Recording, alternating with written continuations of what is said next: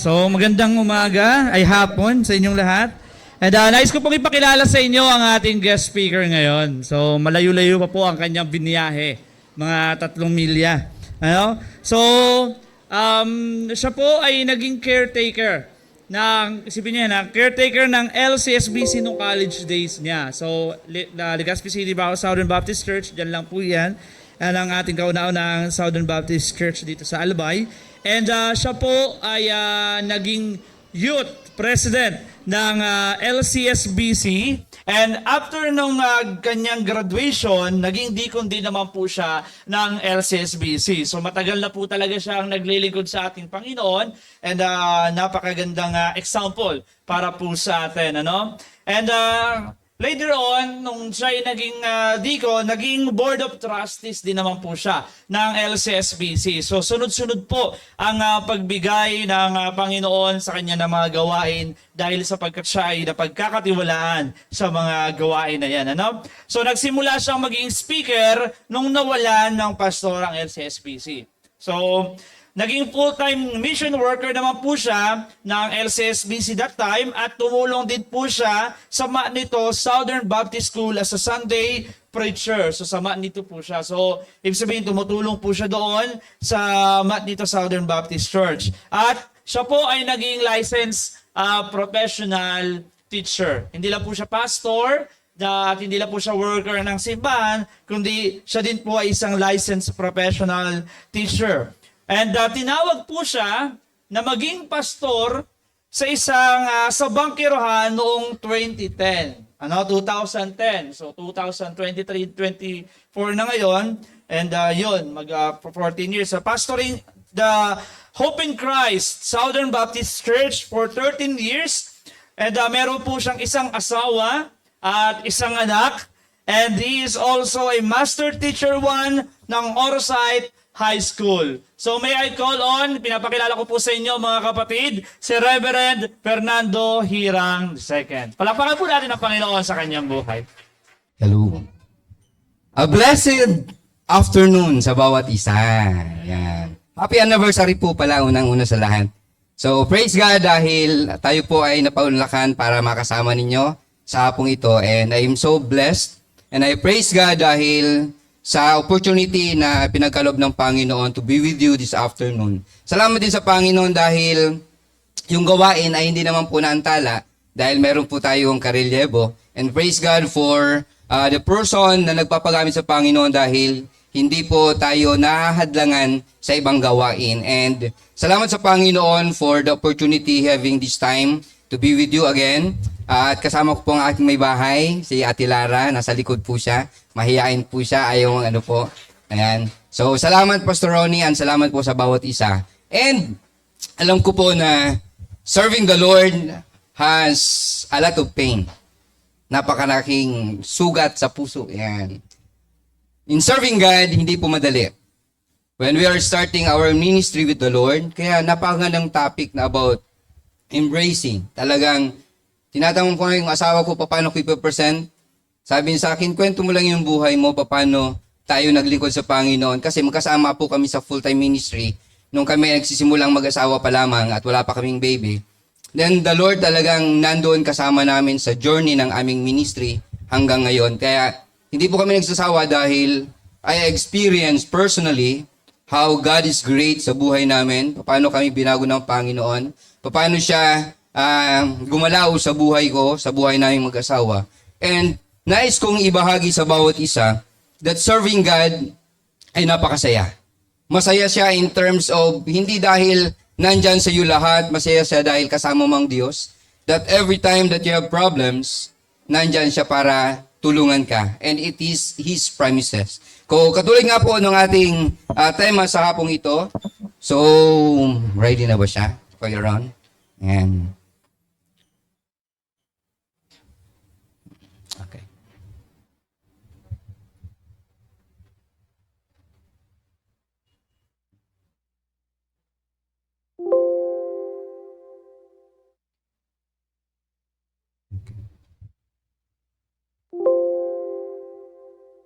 Okay, let's start. As the passage has said, for even the Son of Man did not come to be served, but to serve, and to give his life as a ransom for many. As we start, let's all bow our heads and let's pray. Aming Diyos na makapangyarihan sa lahat, we come to you this afternoon and we ask for your presence. Help us to understand your word. Give us wisdom. Fill us with your Holy Spirit and help us, Lord, to see ang kapangyarihan mo sa buhay namin, sa buhay ng bawat isa. Lord, service Panginoon ay ang gusto mo sa buhay ng bawat alagad ninyo. Kaya God, as we go on with our study for this afternoon, I ask you, Lord, to fill us with your Holy Spirit and help us, O Lord, to gain wisdom from your words. Teach us your ways and help us to follow you wherever you go. Lord, we offer to you this in Jesus' name. Amen. Alam natin that sa buhay mananampalataya, minsan ang Diyos ay nagbibigay ng trials that extraordinary. Minsan baguhan, minsan matagal. But on the journey, the Lord makes it a way that in everything, He will be glorified. Minsan, kakaiba ang Diyos dahil talagang hindi natin maabot yung kanyang kaisipan at napakalawak niya para sukatin. Napakalalim ng Panginoon para tarukin natin ang lahat ng kanyang karunungan. But, sabi ng Panginoon, with this picture makikita natin that a Christian must be a person who always serve. Paglilingkod. Ano man ang gawin ng mundo, ano man ang gawin ng kapitbahay natin, ng kakilala natin, dapat natin gawin ay paglingkuran ng Panginoon with the best of our abilities. May pagkukulang tayo but still, God is there to help us. Kung makikita natin, there are a lot of different pictures. Service, ministering, giving help to other people, and isa karon, tayo yon. As we follow the Lord Jesus Christ, a lot of examples na ibinigay ang Panginoon for us to look on. Jesus Christ modeled them all sa mga disciples. Kaya yung mga alagad ng Panginoon, talagang binigay nila yung buhay nila 100%. Hindi sila nag-reserve para sa sarili nila. They move on, they go on, serving the Lord. Kahit na ang kapalit nito ay pagkakulong, kahit ang kapalit nito ay pagkamatay, kahit ang kapalit nito ay dugo at pawis nila. Basta ang gusto nila maglingkod sa Panginoon dahil lahat ng sinabi ng Panginoon happened. Makikita rin natin that if you are a disciple of the Lord, sabi nga dyan, you need to embrace the call na nais ng Panginoon para sa iyo at para sa akin. At ano yung call ng Panginoon? To serve, maglingkod. So let's start with the first one. Why Jesus mentioned those words? Alam natin na sinabi ng Panginoon dahil mayroong issue. Alam ba natin yung issue nun? Bakit sinabi ng Panginoon sa kanyang mga alagad? Sabi ng Panginoon, this is what Jesus said. It happens because of James and John's request. Meron silang request sa Panginoon na kakaiba. Ano yung request nung magkapatid na to? Sabi sa chapter 10 verse 35, then James and John, lumapit sila sa Panginoon at nung paglapit nila sa Panginoon, anong nangyari? Nire-request ng dalawa na sila ay magkaroon ng upuan sa katabi ng Panginoon. Grabe, Isa sa kanan at isa sa kaliwa. Many times talagang ako nasa public office ako, pero kapag in terms of ministry or yung hindi ako masyadong sabi natin, gusto ko sila na ako nasa harap, pero ako, gusto ko yung naka-hidden lang or mahilig kasi ako mag-work on doon sa tawag nun? sa backup na kung ano yung kulang, ano yung nawawala, mabilis akong mag-fill up nun. Pero alam din naman nila that if I'm given the task na nasa front, alam nila naman nila talagang participative ako. Pero itong dalawa na to, talagang they are so bold that they come to Jesus and ask for something na medyo talagang mabigat yung pagkasabi nila, no? That they said, sabi niya, we want you to do for us whatever we ask. Ano, demanding pa yung dalawa, no? Siguro dahil sila yung unang disciple ng Panginoon and they are chosen, kaya minsan kapag meron kang abilities, meron kang talents, minsan nagiging proud tayo sa sarili natin.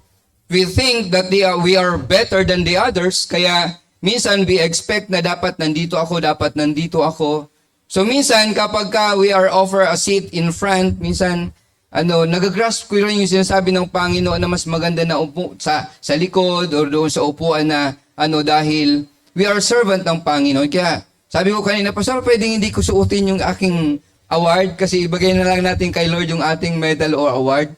Kaya lang, it is also a way to recognize yung effort nung gumawa to present what they have offered.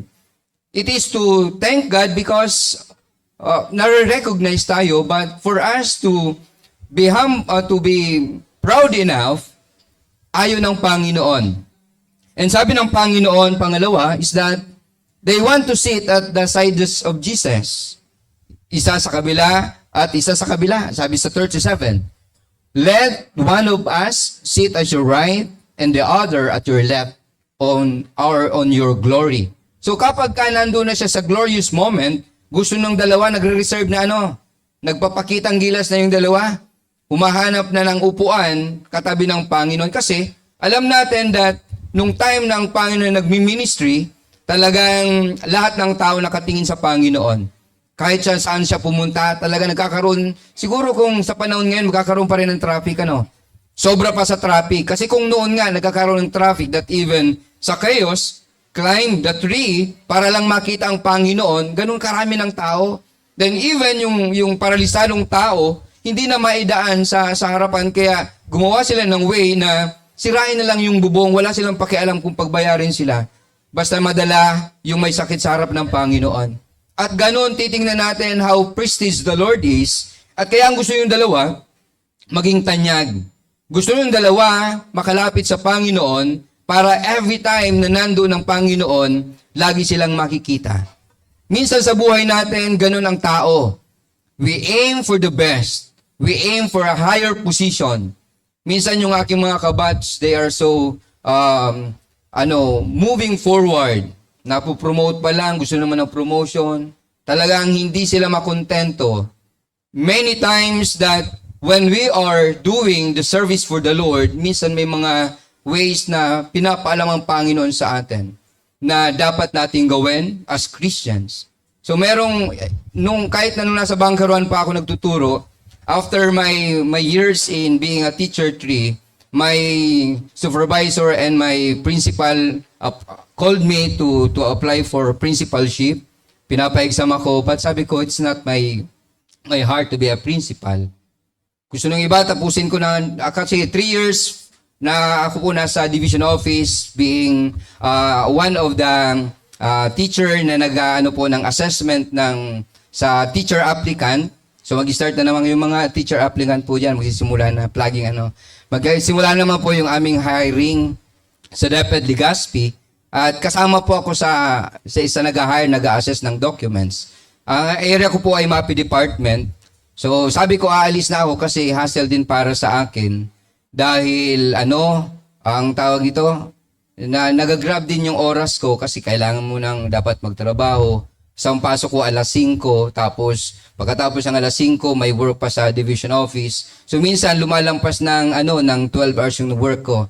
So from 5, minsan uuwi down ako ng 5, di 12 hours na ako nasa office. Minsan pagdating sa bahay, mag-a-assess ng documents. So maraming gagawin. But sabi ng supervisor ko doon, tapusin mo na yung MA mo dahil sabi niya last 2 years, 5 years from now, ma-retire na ako. Sabi ko, ma'am, dahil na akong plano para dyan. Actually, today, nung nakaraan, sabi ko last year, ma'am, last ko na ini magtukaw sa panel kasi marami namang pwedeng umupo. But I am thankful dahil kahit na merong mas mamatataas ang position sa akin, may Master Teacher 2 sa Pag-asa, may Head Teacher 6 sa Pag-asa, pero yung trust and yung confidence ay binibigay.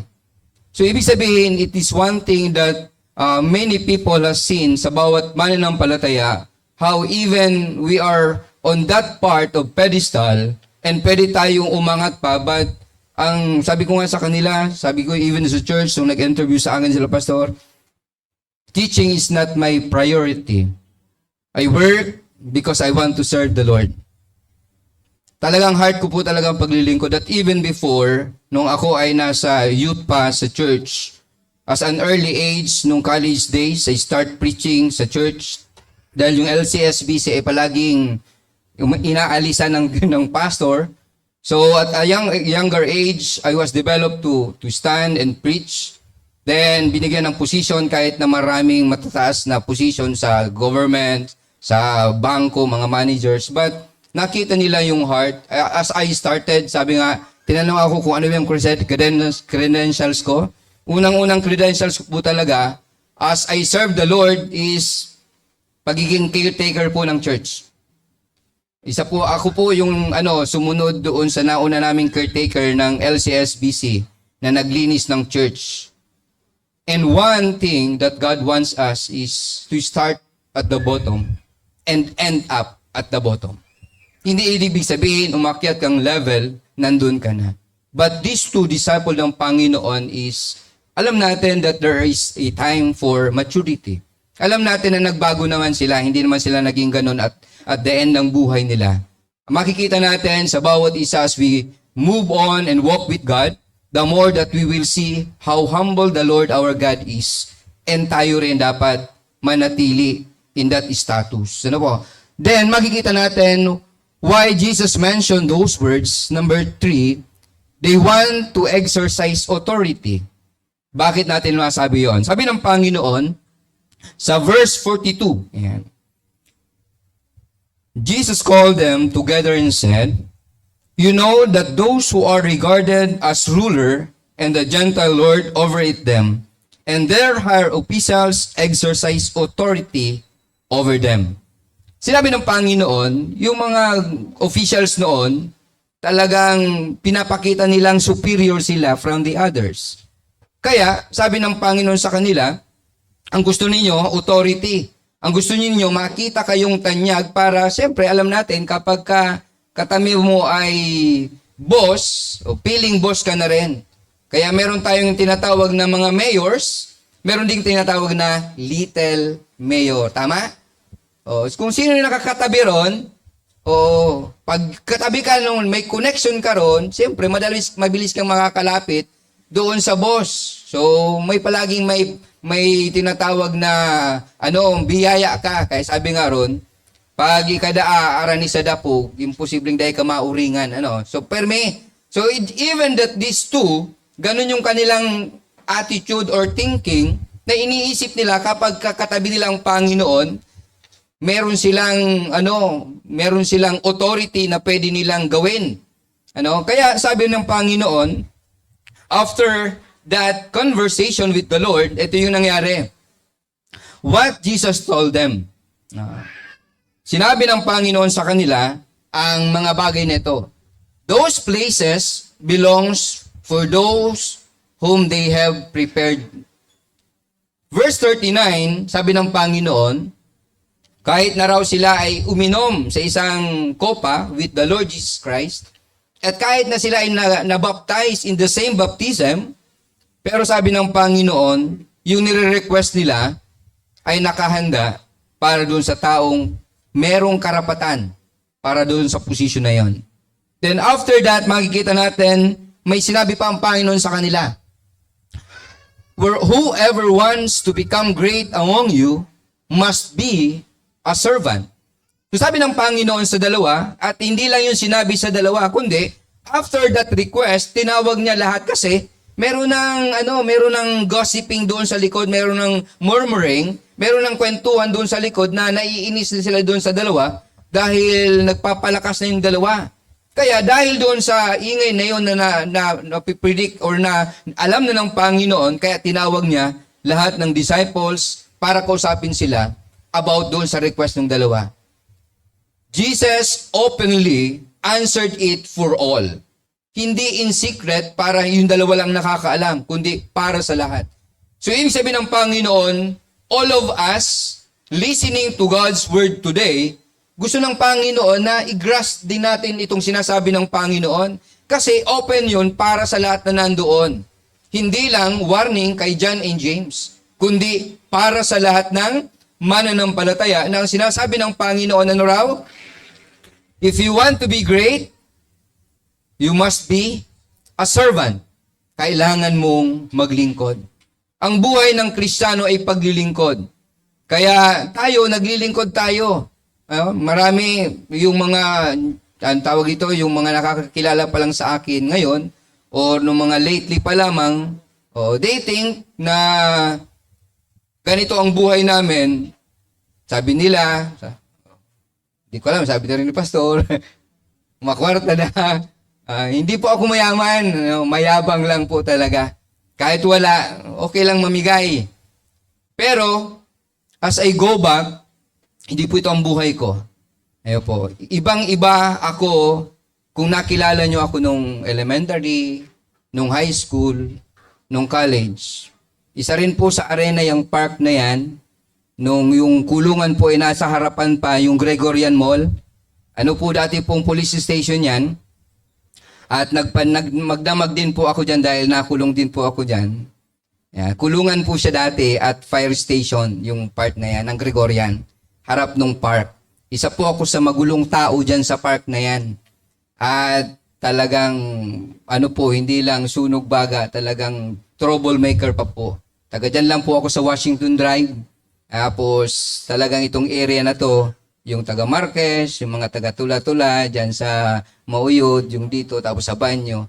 Tapos itong mga taga Gapo, tapos mga talagang yan yung aming competition arena.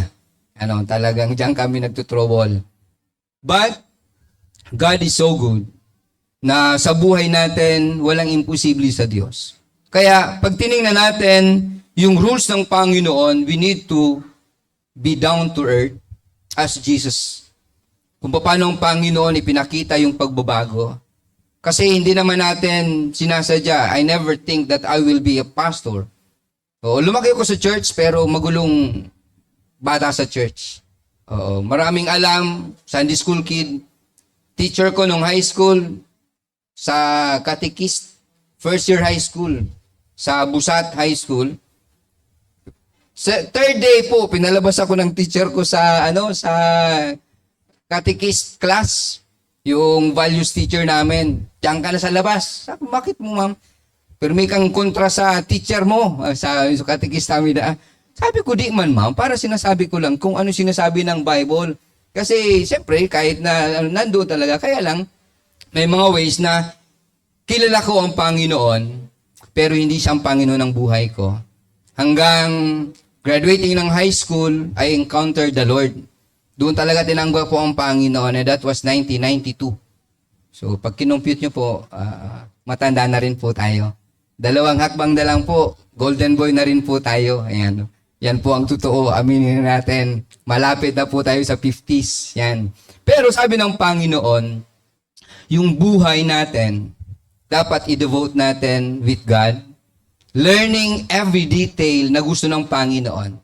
Kasi without that, siguro iniisip ko kasi, yung mga batchmate ko sa Bagumbayan, kasi yan po ako nag-elementary sa Bagumbayan Central School, at wala pang bako dyan, tapos pinaglalaroan lang po namin yung mga yung mga lawi-lawi. Tapos magmaagi ang train, makaag kaming pako. Pag-agi, platso puro, lalagadian. Tapos mapractice na kami kaya sa mabatag. Kawatan mi lang po yung kaito. Kaya, sa mga kabats ko, na po, 6 feet under the ground na. Yung iba po, salamat dahil nakalaya na sa Muntinlupa. Marami po sa batch ko ng elementary. Biruin mo, grade 5, grade 6. Pigahasing kang acro. Diyan, Diyan sa likod, ayan, kasi wala pa man yung covered court kang Bagumbayan, so sa likod na part, mabatag pa yan, tapos ano pa, talagang masukal pa yung lugar na yan. Diyan nag-hazing. Minsan, duman sa Linyon Hill, talagang magulong buhay. Pero, sabi ng Panginoon, it is one way for us to see how God is good sa buhay ko. Na kung hindi niya ako binago, siguro nasa kulungan din ako, siguro patay din ako. Kasi may mga bagay na ang Diyos ang nakakaalam kung ano ang gusto niya para sa atin. Kung gagawin natin yung gusto ng Panginoon and tayo ay magpapakumbaba sa Kanya at tayo maglilingkod sa Kanya, merong pagbabagong mangyayari. And God allows it to happen sa buhay ko hanggang, sabi ko, kung sa paghihirap lang naman, nako, grabe pong paghihirap na dinaanan ko sa buhay. Kaya sabi ko sa Panginoon, nung ako'y naging mananampalataya, Lord, sana pag nagpamilya ako, hindi ako katulad ng tatay ko. Sana pa nagpamilya ako, hindi pamilya ko katulad ng pamilyang meron ako. Pero praise God dahil sa kalooban ng Panginoon, lahat po naman sa amin ay naging mananampalataya. Kahit na ganun po yung aming tatay, kahit na kaaway ko yung tatay ko, pero siya po yung naging unang mananampalataya sa amin. And I'm thankful to the Lord na ang Lord ang humipo ng buhay niya at inalis po kami sa Binyan, Laguna. I was born at Binyan, Laguna at sa Binyan, sa Looban, tawag Looban. Likod lang po yun ang terminal ng tren. At doon po, kung magulo po dito noon, mas magulo po rin sa kanila. Kasi almost Manila na yung Binyan, Laguna, na talagang patayan dito at patayan doon. And nung nakaraan, nabasa ko yung message. One of my nephew, pamangkin ko, na pinag-aral namin nag-message. Nakakaawa yung message nung nakaraan. Kasi nakita ko yung message yung sa family namin. May lumabas na message. Inalagaan namin yung magkapatid, but pasaway talaga. Lahat kami nasa public, tapos siya, mas pasaway pa sa akin. Pero magkasama kami sa kalukuhan, kaya lang, syempre ako, titino-tino din, ng konti. Pero siya talaga hindi. Hanggang bumalik sila.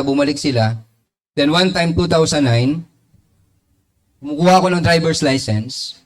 At habang ako'y kumukuha ng driver's license, pinakit ako doon sa may City Health sa taas, second floor. Tapos, pinaghintay ako. Sabi ko, para mag-eye test lang naman ako para sa renewal. Merong malaking mama na kinakausap ako, tapos ganyan-ganyan. Then, that time, teacher na po ako. Then sabi ko, Sir, excuse me. There is something with your questions. May I know what is your point with that question? Sabi niya, sorry sir. Tapos, sabi niya, nagpa-midbid na siya. I'm from NBI, sir. Kilala niyo ba si ganito, si ganyan? Sabi ko, kilala po. Nakita mo? Sabi ko, hindi po. Tapos, nung pagkatapos ng pag-uusap namin, pumunta ako kala nanay. Sabi ko, Nay, nandito ba si Edwin? Wala ngayon, nasa Kamsur. Sabi ko, Nay, nag-renew ako ng lisensya, hinahanap kung nakita ko si Edwin. Much better na ibigay nyo na sa pulis. 15 years na siya sa kulungan po ngayon. Kaya nung nakaraang week, Friday, nabasa ko yung message, gaano kahirap ng buhay niya. Kasi, dito na-train na siya dyan. Kasi yung community ka po namin, batang release po kami. Kaya, siya yung sumunod sa yapak ko. Matanda ako sa kanya siguro ng 3 years. Tapos sumunod siya sa yapak ko. Tapos yun, napariwara yung buhay niya, nadamay, nasangkot sa patayan. At ang ninakawan nila at napatay nila yung mayor ng Binyan, Laguna. Kaya ngayon, grabe yung pagsisisi sa buhay. Minsan sa buhay natin, if you are not with God and we don't know how to humble ourselves, lagi kang magmamayabang, lagi kang magmamataas, lagi kang magmamagaling. Kasi kaya mong gawin lahat dahil magaling ka, dahil may alam ka. Pero pag ganon ang prinsipyo mo sa buhay, may dadatnan ka, may paputunguhan ka. A different roads, may patutunguhan. Gusto mo magandang patutunguhan mo, may plano ang Diyos. Pero kung gusto mo opposite side with that, may plano rin ang Diyos. Kaya sabi ng Panginoon, what was Christ corporate explanation. Bakit sinabi niya yon sa kanya? Mamaya, bubuuin natin yung kwento bakit sinasabi natin that serving the Lord is very grateful. He came not to be served, but to serve. For even the Son of Man did not come to be served, but to serve, and to give His life for a ransom of many. Gusto ng Panginoon na tayo ay maging daluyan ng blessing ng Panginoon. Tayo ay pinili ng Diyos, hindi para gumawa ng anumang problema, kundi ang gusto ng Panginoon, tayo ay maging solusyon ng kapayapaan. And I'm thankful to the Lord dahil binago niya ang buhay ko doon sa buhay ko na meron ako noon na mayabang, basagulero, puro problema lang sa magulang yung ginagawa. And I even go out and go home very, hindi na nga late at night, early morning na. Sakit talaga ng ulo ng mother. Pero, nung binago ng Panginoon, ganun pa rin. Umuwi pa rin ang ating gabi. At madaling araw. Pero iba na yung pinupuntahan. Sa church ang pumupunta. At naging buhay ko talaga nung time na nag-college ako, when God changed me, binigyan ako ng opportunity to serve. At nag-serve ako sa LCSBC. Yung lumang LCSBC pa, hindi pa yung ganyan na church na yan na yung likod niyan, wala pa yung school building, mano pa po yun, madamo pa yun. Kami yung nagparalinis ng mga saging dyan sa likod na yan. Tinamin namin ng mga Carabao grass hanggang naging malinis siya hanggang nilagyan ng school building sa likod. Pero, ang kagandahan nun is, the more that I am in that place, the more na kasama ko siyempre yung aming leader ng church. Oo. At ang pastor namin that time, after Pastor Ed Baron, kasi I was baptized during the time of Pastor Ed Baron. Kilala niyo Pastor Ed? Namatay na rin po si Pastor Ed. Wala na rin. Pero after that, sumunod kilala niyo yung dating, ng D-Way, yung unang lumipat doon. Si Ati Tutsi Iskandor. Ayan. Siya po yung aming pastor that time. Hindi ko alam bakit naging pastor sa LCSBC. Opo, siya yung naging pastoral ministry at siya nag-disciple sa akin bago nagkaroon ng panibagong pastor at siya ay nag-handle ng ABC. Tanda mo yung ABC? I Bible Community. Yung dito lang po sa side na to, nag-church sila bago sila lumipat ng D-Way building. Tapos, yung history nun. Tapos, makikita natin at sinabi ng Panginoon that yung Son of Man, even yung kanyang authority as God, hindi niya dala-dala yung kanyang crown nung siya'y bumaba sa lupa, kundi inubad niya yung kanyang pagka-Diyos. At hindi niya dinala yung pagiging boss niya sa heaven, kundi pinalala niya yung kanyang pagkatao to be a servant. Kaya yung sinabi ng Panginoon doon sa dalawa at sa lahat, learn from it. Being a Christian, gusto ng Panginoon tayo ay maging katulad ng Panginoon how we're going to humble ourselves before God. Kasi minsan yung pagiging mataas, nagkakaroon ng kayabangan. Pagkilala sa sarili, educational attainment, position, nadadala minsan. Kaya minsan ang warning sa bawat Kristiyano as we go on with prestige, with blessings ng position, still alalahanin mo na anak ka ng Diyos. Meron kang profession, meron kang work, dahil gusto ng Panginoon ay bless ka in that way, for you to become a blessing to others. Kaya nung panahon na ako ay nakapagturo, actually, talagang ginrab ko lang yung pag-work because buntis na, pero nasa full-time ministry pa kami. Tapos, pinanganak na si Angela, nasa full-time ministry pa po kami. Hanggang, syempre, kulang na yun, dahil yung baby namin, magastos sa milk. Mayroon po siyang, wala ngayon. Lactose intolerance po kasi siya. So, lacto-free ang kailangan niyang milk. So, pag pinapainom namin ng Bona, ng Alaska, ng Bear Brand, talagang hindi pwede. Iyak siya ng iyak. Kawawa yung bata. Talaga hindi naman namin alam. Then hanggang na-check-upan, tapos palit ng milk, tapos ganyan. Then sabi ko sa church, kailangan ko pong mag-work dahil nasa full-time kami sa ministry that time. Then sabi ko, mag-work ako. Then, salamat din sa mga kapatiran na nagbigay ng way na mag-work ako ng 3 days, then 4 days sa ministry. Kaya yung ibang worker ng NADNE, yung mga employee ni Pastor Ness, yung servants of God, na nag-serve din po ako sa kanila, hindi ko pala nailagay doon sa, nag-serve din po ako sa kanila, reliever, kasi wala din silang pastor. So that time, talagang 3 churches yung tinutulungan, aside from Hope in Christ, talagang pag umaga, doon sa 3 churches, LCSBC, Servants of God, tapos minsan samaan nito, tapos doon sa hanggang ang dami sa Servants of God, pinakamarami. But sabi ng Panginoon, learn from God na minsan yung mga accomplishments natin, yung mga attainment natin, how God put us in this way, talagang napakalayo. Kung lagi naming binabalikan, every time na pinag-uusapan namin kung paano kami binago ng Diyos, na talagang walang-wala po, na even talagang wala akong masabi sa Panginoon. Isa lang ang ginawa ng Diyos sa buhay ko.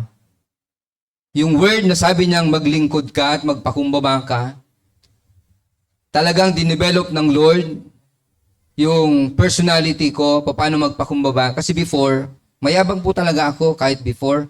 Kasi tagal ko pong nakapasok sa DepEd, 4 years. Hindi ako nag-private school kasi alam ko na magaling ako. I depend on myself and myself alone. Kasi alam kong kaya ko. Yung mga kalaban ko sa ranking, kilala ko eh. Kaya sabi ko, hindi, okay lang yan. Kaya ko lang. For 3 years, sabi ng Panginoon, napakayabang mo doon. Hindi ikaw ang magaling, kundi ako. And 4th year, sabi ko, okay Lord, bahala na. Anyway, dahil mga kalaog, sige, matry mo na ako mag-private. Pero, still, serving the Lord. Kaya minsan tayo, kahit nag-serve kay Lord, meron pa rin, meron pa sing humahatak sa atin kasi merong need. Kapag ka may need, kaya nga ang buhay natin is dapat nakadepende lang palagi sa Panginoon. Talagang wala kang pwedeng ipagmalaki sa Diyos, kundi siya lang. Kaya nung gumalaw ang Diyos sa buhay ko, nung time na, sabi ko, Lord, sige, suko na ako sa imo. Bahala ka na. Yung rank 1 ko, naging rank 5. Kasi wala nang update, hindi na nag-aral, walang experience. Yung iba may experience. Pero the more that we humble ourselves to God, the more that God is moving. Lumalabas ang kapangyarihan ng Diyos kapag tayo ay nagpapakumbaba. Kaya sabi ng Panginoon, service, paglilingkod. Pero minsan may paglilingkod na walang humility. Yung may naglilingkod siya dahil magaling siya. Dahil meron siyang kakayanan. Pero sabi ng Panginoon, let it be a warning to everyone that even the Lord Jesus Christ, nagpakababa siya. At doon, pinakita ng Panginoon the time that I started na tingnan ng Diyos na mas magaling kesa sa akin. Doon, nagbago ang lahat. Little by little, God changed our life. Hanggang ngayon, maraming milagro ang Diyos. Kaya sabi ko, kahit na naghirap kami noon, kahit na mahirap kami noon, sabi ko sa asawa ko, we will serve God. Alam niyo po ba, nag-ministry kami noon? Sa LCSBC, kami po ay full-time with support of 1,000 pass. Full-time po yan, mag-asawa kami. Tapos ang ministry namin, puro, tapos hanggang Rawis. Service po namin mountain bike lang. Umuwi po kaming hating gabi. Kasi, siyempre may distance, tapos bike lang, tapos nakaangkas pa si Ate Lara dyan, ha? Oo, pero masaya po kami. Kahit nakabike lang kami, kahit late night na, nag-enjoy kami ng aming ginagawa to serve God. Hanggang, sabi ko, Lord, naawa naman ako sa asawa ko, buntis na siya, tapos nasa full-time ministry pa kami. Oo, tapos malaki na yung tiyan niya, tapos nakabike kami. Tapos sabi ko, sige, ganyan gawin natin hanggang part-time para padyak po sa EMs.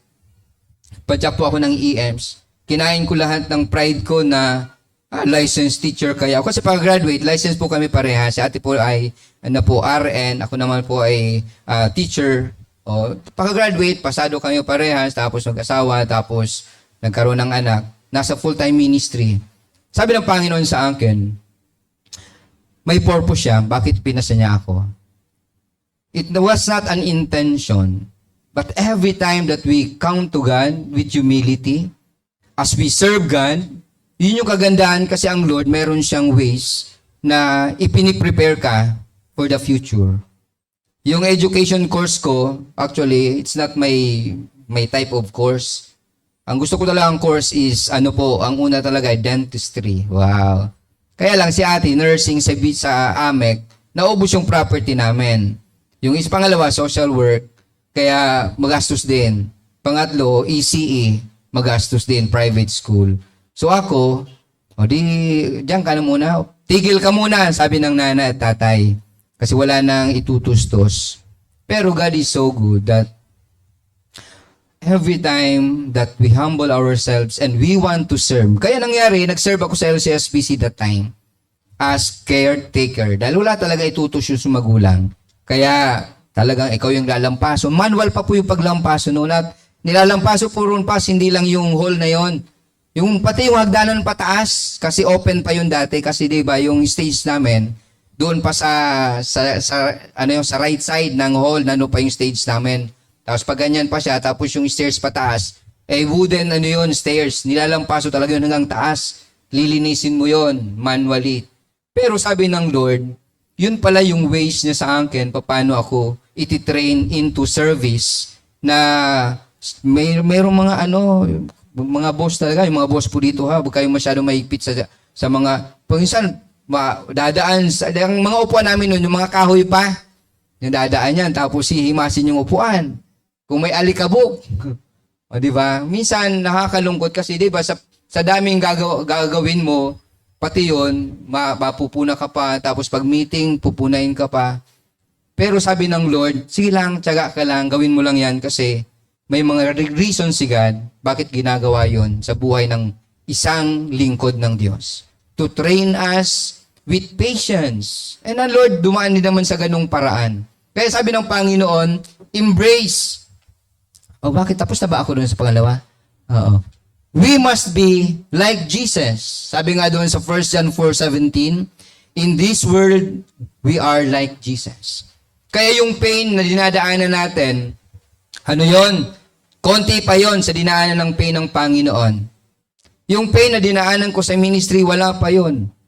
7 years sa ministry. Ilang taon na kayo, Pas? 6 years. Alam niyo po yung 7 years ko sa ministry sa bangkeruhan, puro po yun pain.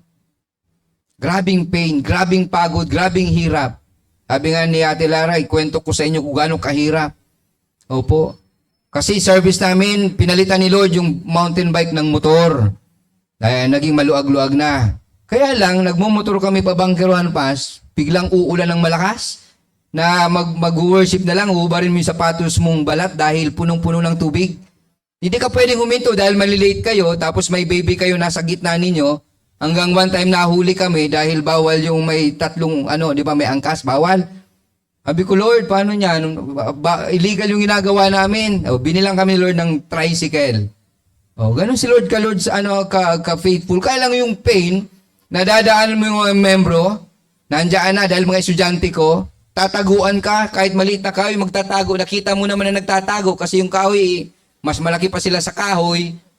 Tapos, gusto mong isakay dahil, siyempre gusto mo, malibre sila dahil nagpapastor ka. Tapos yung mga bata, growing, yan sila Jonah noon, sila Badet, sila yon na talagang ayaw nilang tumanggap ng offer na sana, makakatipid na, balikan. Ayaw talaga. Kaya grabe yung pain. 7 years. Sabi ng LCSB, after 2 years, alis ka na dyan sa bangkeruhan. Kasi walang fruit ng labor na pinagpapaguran. Hindi naman sila naggasto sa akin. Parang 700 yung pamasahin nila sa akin. Tapos 2 buwan lang nagbigay ng joke lang. Pero totoo po yun. Meron silang love gift sa akin, 700, pamasahe pa, pabangkeruan for 2 months. 2 months. Hanggang after 2 months, love na lang ang meron sila sa akin. Wala nang gift. Oo. Sabi nila, may work ka man kaya. Pero, di ba? That time, mababa pa ang sweldo ng teacher. Hindi pa ganun kalaki talaga. Pero, salamat kay Lord dahil nandoon yung puso ng paglilingkod. Kaya sabi ko, Lord, ngayon, tinitingnan ko, tayo pala talaga katulad ng Panginoon. Alam niyo kung bakit? Kasi nasa sayo si Kristo. Nasa puso mo ang Panginoon. Kaya every time, unti-unti makikilala mo ang Panginoon. Kaya sabi ko nga, Sabi ko, kung 56, kung aalaw na ni God, retirement age. Kung hindi man, kung ready na kami, early retirement na ako, ma-resign na ako sa work kasi, tapos naman si Angela, then siguro may konting ipon naman kami dyan, kung nag-iipon. Hindi nga, nag-iipon, pamigay lang pamigay. Pero, sabi ng Lord, siya ang maggagawa ng way kasi kung service sa Panginoon, ang Lord ang bahala. Kaya nung time na si Ate Luz, pumaunaw na lang si Ate Luz, naglagay ng nomination para sa full-time pastor ng LCSBC. Tapos, kinokall nila ako magpastor dyan. Pero ang usapan, magre-resign ako sa trabaho. Kaya lang, yung nakita kong sitwasyon sa bangkerohan, financially, work ng mga members, hindi able ang church to support. Kahit na nga yung talagang wala talaga. Kasi siyempre, anong asahan mo sa bundok, harvest mo, kunti pa nga, kulang pa nga sa pamilya. Kaya, I'm so thankful to God dahil nandoon talaga yung heart. Kasi kung tayo malayo sa Panginoon at ang puso ng Diyos ang hindi ang puso mo, mahirap. Di ba, Pastor? Masaya ba ang pagpupastor? Masaya kaya. Pagkapiling si Lord, masaya. Pagkapiling ang miyembro, oo. Kaya alam nyo, bakit nagsusurvive ang pastor? Dahil sa asawa nila. Oo. Yun yung unang yun yung unang fan nila eh. Pag pumalakpak na yun, okay na yun. Kahit yun lang tingnan, yung asawa lang titingnan ng pastor, okay na. Kahit yung iba medyo natutulog, okay lang yun. Basta nandiyan kayo. Oo, di bali na, basta kahit medyo patulog-tulog ng konti, okay na yan, basta nandiyan kayo. Masaya na po yung pastor pag nakita yung presence nyo. Isang encouragement po yon. Hindi man pera nag-i-encourage sa amin kasi kung pera lang, nako, tagal na akong wala sa ministry. 7 years of pain, sarili mo lahat. Oo. Alam niyo ang gawa?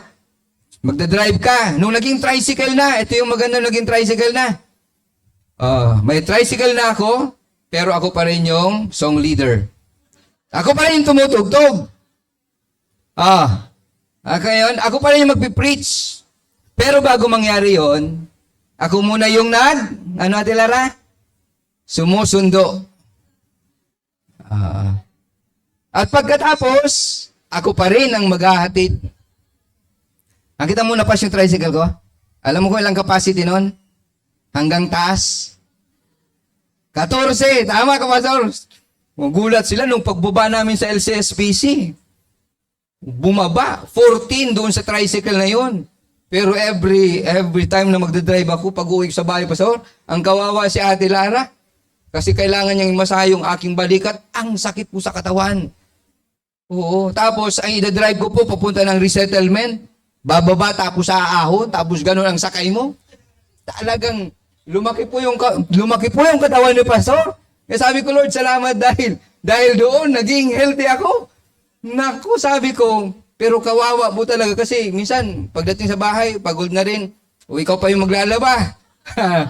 Siyempre tutulungan mo naman siya dahil dapat ang lalaki ang main na naglalaba. At yung babae, katulong lang sa paglalaba. Binigyan kayo ng katulong, kaya kayo ang main. Pastor JJ. Kaya ako Pastor JJ. Ganun talaga, Kaya, kayo mga babae, mag-asawa kayo ng potential pastor. Oo, kasi magaling yan mag-alaga. Talagang masunurin yan. Kahit sa bahay, masunurin yan. Talagang ganun. Oo, grabe ang patience yan. Kasi alam niyo kung bakit? Katulad yan ni Kristo. Kahit pagpasanin mo yan ng krus, papasanin yan para sa inyo. Kaya nga kung nung ikinasal yung mga mag-asawa o yung mga pastor, pwedeng babuhatin nila yung asawa sana, pero hindi naman ganun yung mga asawa ng pastor. Minsan sa buhay natin, sabi ng Panginoon, we are like Jesus. Kasi si Kristo ang buhay natin at dapat tayo na nagpapatuloy sa ginagawa ng Panginoon. It is not our work. Hindi natin yung tungkulin, Pastor. Hindi yun gawain natin. Kaninong gawain yon? Kay Lord. Sumusunod lang tayo sa gawain ng Panginoon. So sabi ng Panginoon, tama ba? Yun ba yung sumunod? Embrace God's call to serve. Kasi yung paglilingkod, nasa heart yun ng Panginoon. At we are called to serve. Kaya yung buhay ng Panginoon, hindi niya talaga, pwede naman siya magpayaman, pwede naman siyang gumawa ng mga laborers. Kaya niya bang magbayad ng laborers? Kaya. Kaya niya nga magpakain ng 5,000, 4,000. O kaya niyang anuhin lahat ng kayamanan. Biruin mo yan, o magbebenta siya ng pagkain. Tapos, kukuha lang siya ng bato, may tinapay na isa, ibebenta niya na. Tama? Oo, tapos kuha siya ng dalawang isda, tapos sinapay, tapos 12 basket na, benta niya na. O pwedeng gumawa ang Panginoon, kahit nga pang tithes niya. O sa isda niya kinukuha, kunin niyo ang kuha kayo ng pang tithes.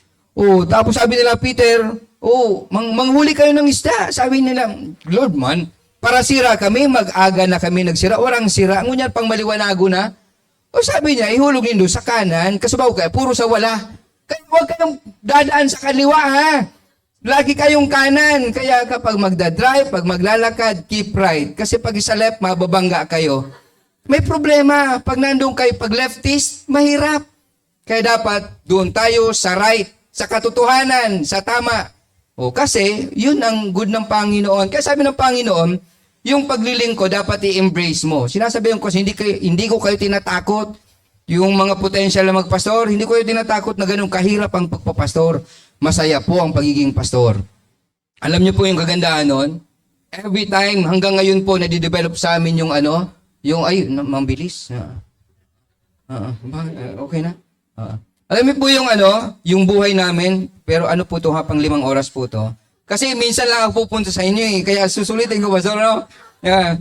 So, tagal ko talaga nagawa to, pastor. Ang haba niyan sana. At ilang palapag yung dinaan ng editing niya. Sabi ko, anong gagawin ko nito? Ang haba. Sabi natin, Lara, wag mo nang yan. Kwento mo lang buhay niya. Kung mas mahaba yun, baka ilang taon aabuti noon. Oo. Kasi garami po talagang ginawa ng Lord sa akin. 3 years na, Pastor. Yung nakwento ko sa inyo, nung na-scam kami. 3 years na, magti 3 years na kasi yung aming alaga dyan, si Adong. Oo. Na-scam po kami. Painful, talagang malaking halaga. Dahil gusto naming tumulong, dahil gusto naming mag-gain, dahil gusto naming magpalagay ng ganito. Hindi lang, maliit ito Hindi ito yung plano ng Lord. Ang plano ng Lord is malaki talaga. To cater yung anong plano ng Panginoon. Pero, I'm not stop dreaming of. Pero sabi ng Panginoon, tingnan natin, whoever serves me, must follow me. Ano man ang pain na dadaanan mo, sunod ka sa Panginoon. Ano man ang hirap, sunod ka sa Panginoon. Alam niyo kung bakit? Di ba? Sabi ko nga, na-scam po kami. Alam niyo, almost 500,000. Opo. At yung almost 500,000 po na yon ay hindi yun savings. Yun po ay loan. Ibig sabihin, hanggang ngayon, binabayaran ko pa po yung almost 500,000 na yon. Pero I'm so thankful to God dahil nangyari po yung pagka-scam sa amin 1 week after we buy our car. Kasi ang nangyari po kasi nawala sa akin yung tricycle. Kasi sabi ng Panginoon, I'm not bragging naman po kasi gusto ko lang sabihin sa inyo kung ano talaga yung heart ng nung yung isang membro dahil yun ang need nila sa family, sa business. Sabi ng Lord sa akin, bitawan mo na yung tricycle mo na yan. Wala naman sinasabi yung bibigay sa akin na ganito, ganyan. Basta sabi niya sa akin. Kasi minsan, ang kagandahan when we serve God, when we follow God, kung ano yung sinasabi ng Panginoon sa'yo, pag-pray mo, at kung talagang consistent ang sinasabi ng Lord, pakinggan mo at gawin mo. Kaya, ang ginawa namin, ibinigay po namin yung tricycle na yon sa isang church member sa family sa Bangkeruhan. Kaya hanggang ngayon, buhay pa po yun. Basta ang usapan namin, basta pag may sisimbang, pag galing ng resettlement, kayo na maghahatid sundo. Yun lang ang usapan namin. Kaya nasa kanila, talagang sila naman na pinagkatiwala po namin sa kanila yung tricycle na yun hanggang binigyan ako ulit ng Lord ng sasakyan, pero maliit, single motor. Tapos, akala ko yun yung bibigay sa akin ng Lord hanggang hindi rin talaga pwede. Kasi malaki na rin si Angela. And sabi ng Lord, palitan na lang natin yan ng medyo mas malaki. Komportable kayo, magagamit din sa ministry. Kaya after, wala pang 1 year, binigay sa amin ni Lord itong sasakyan na to. Tapos after 1 week, nakinamit namin yung tao na yon. Then after another week, nag-invest kami. Nag-gain ako for 1 month. Tapos nung nag-gain ako, na-enjoy ako. Na-trigger ako. Kaya nag-loan ako. Tinulugan ko yung mag-ina ko ng tig 150. Maliban sa akin. Nauna kasi ako tapos sila. Then, after 1 month, nawala. Pero alam mo yung kung lesson ng Panginoon sa akin, hindi pumasok sa isip ko na, Lord, bakit? Bakit? Wala pong pumasok sa isip ko. And I'm so thankful to God kasi bothered siyempre si Ate Lara, bothered siya dahil nawalan kami ng ganun kalaki, tapos puro utang, tapos nagpagawa kami ng bahay. Kasi lockdown talagang mayabang talaga si Pastor, no? Lockdown, kumuha ng trabador, tapos nagpapatrabaho ng swimming pool, biruin mo yun, galing talaga. No? Kasi mainit ang panahon, kaya sabi magbabad sa nagpagawa kami sa rooftop ng mga paglalangoy-langoyan ng lockdown. Hanggang nabilito, tapos di sunod-sunod hanggang na-scam. Pero I'm so thankful to God dahil buo na sa heart ko na yun ay may reason si God bakit ginawa niya yun. Kasi my plan is not only that. My plan is, I think, sabi ko, Lord, kung luloobin mo, mga tig 2 million ang investment namin. Ganon ang projection ko. Pero sabi ng Lord, hindi totoo yung savings mo na yan. Kaya ngayon pa lang, ikakat ko na. Alam mo nung timing nung kinatyo ng Panginoon, kasi kung tinuloy yun, at pinagain pa ako, yung bonus ko nung December, makukuha pa nila. Pati yung incentive ko nung December, makukuha pa nila. Dalawa kami nag-work. Kasi yung gusto ko talaga, dumami yung investment para dumami yung pumasok sa amin. And that was the second time na nalugi na kami kasi may nauna. Masamart, nauna. 22,000 each. Tapos, nasundan. Napangatluhan pa po yun, mga kapatid. Kasi, may pangatlo pa. Tapos may pang-apat sana. Sabi ko, hindi na yan ang kalooban ng Panginoon. Kasi, minsan sa buhay natin, we are trained by God with experience na hindi ka nahahantong doon, na minsan sinasabi ng Lord, iniisip mo, pinaplano mo, ginagawa mo yan dahil gusto mong put up ng ganito. And I dream of na magkakaroon kami ng worship hall. Iniisip ko, makakatulong ako. Iniisip ko yung mga bata na magtuturo, maging professional, silang tutulong sa akin. But alam mo yung ginawa ng Panginoon?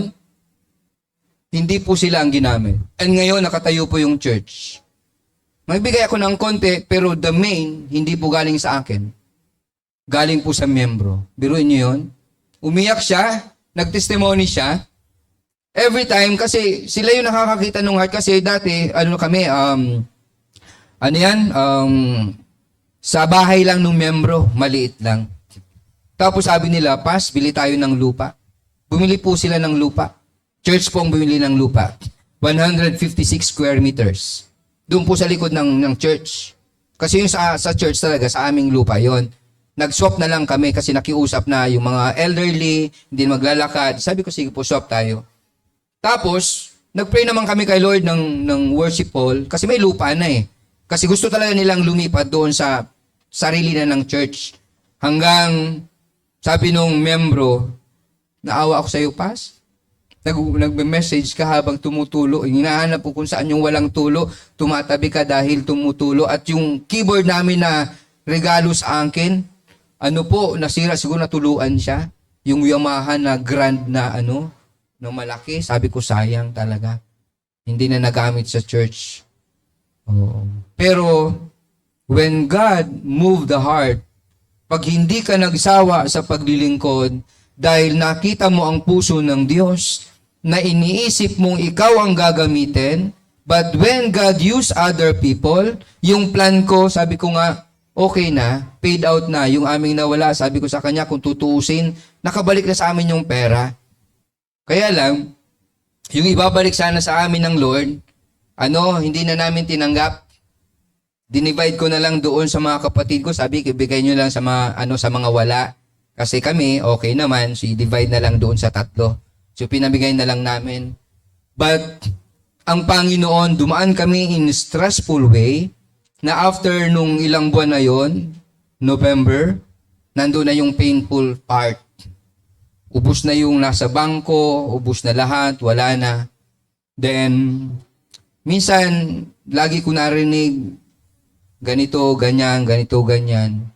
Dumarating din pala sa, sa stressful part pagdating doon, na kahit na strong ka, gagamitin ng kaaway yung mga circumstances para panghinain ka. Hanggang nagkaroon ako ng way na sabi ko, Lord, give me wisdom, what will I do with the situations? Kasi lahat na lang gusto kong magbigay sa church, gusto kong tumulong, gusto ko lahat para sa kanila. Pero nung time na walang-wala kami, doon pinakita ng Lord sa akin that the church is there to help. Hindi po yung humintong sasakyan na yan tumakbo, ever. Kahit nalugi kami. Kasi kung kasama yan, almost 1 million yung mawawala sa amin. Kasi magkakasunod po eh. Lockdown March, tama? March, April, May. Construction ng second floor, ng third floor, ng swimming pool, tapos yan. Pero alam niyo po ang Panginoon, napakabuti ng Diyos. Hindi siya nagkulang sa amin.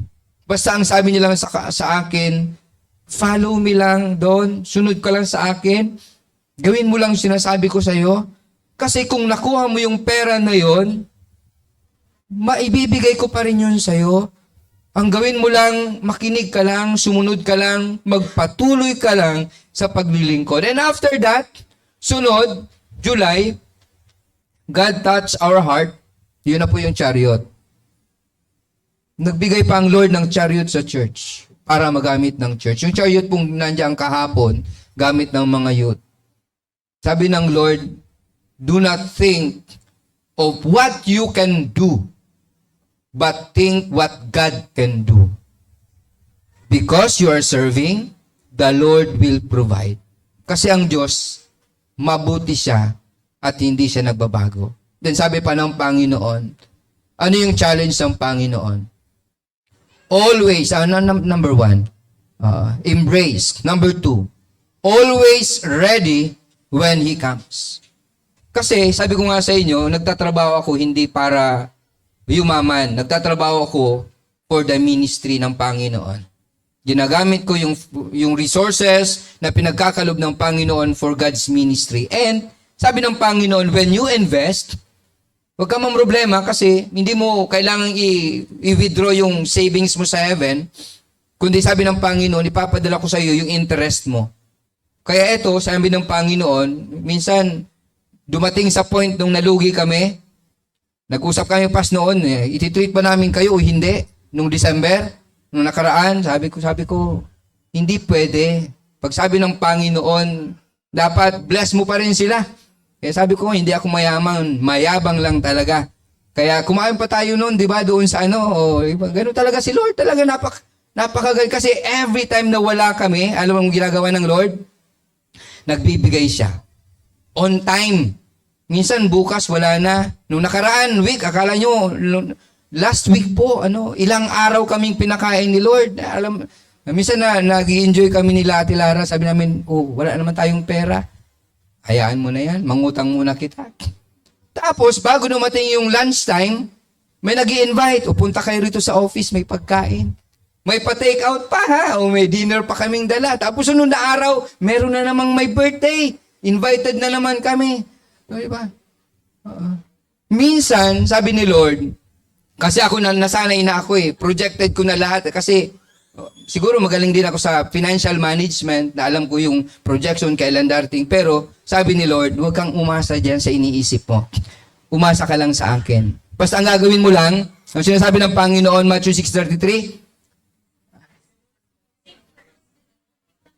ayun, seek first, follow muna kay Jesus, and all these things shall be added. Kaya, nandyan, bigay ng bigay ang Panginoon, kahit walang-wala na, yan pa rin. Oo. Kaya kahit na-delay na yung love gift ng church, na minsan inaasahan ko rin pang gasolina, 2 weeks nung nakaraan, 3 weeks, ngayon 2 weeks na, wala pang, hindi ko masabihan, love gift ko, bigay nyo na, meron akong gasolina. Ang gastusin kayo ng sasakyan daw, di ba?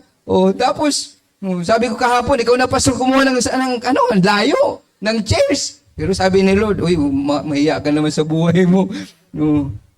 Bahala na ako magasolina, sabi ni Lord. O, di, kuha tayo, Lord. O, isang akyat, isang baba, isang akyat ulit, sa uli, balik na naman. Ganon si Lord. Kaya minsan, pag kukomputin mo yung gastos, pag doon ka titingin, magastos talaga. Pero pag tumingin ka kay Lord, na Lord, bahala ka na kainin gasolina, kainin ha, basta, nasa saing mo na yan. Pag tinaw mo kay Lord, masaya. Kaya sabi ng Panginoon dyan, lagi nating susundan. Sabi niyan, dapat daw, always ready pag dumating siya. Kasi, pag meron kayong 1 million sa bangko nyo at nawala kayo, kinuha na kayo ni Lord, pananagutan nyo yung 1 million na yun sa Kanya, na hindi mo ginamit sa ministry, hindi mo ginamit sa pagtulong, naku, kawawa. Kaya turuan nyo yung mga anak. Alam niyo, one time, marami akong kwento sa inyo gusto kong ikwento sa inyo.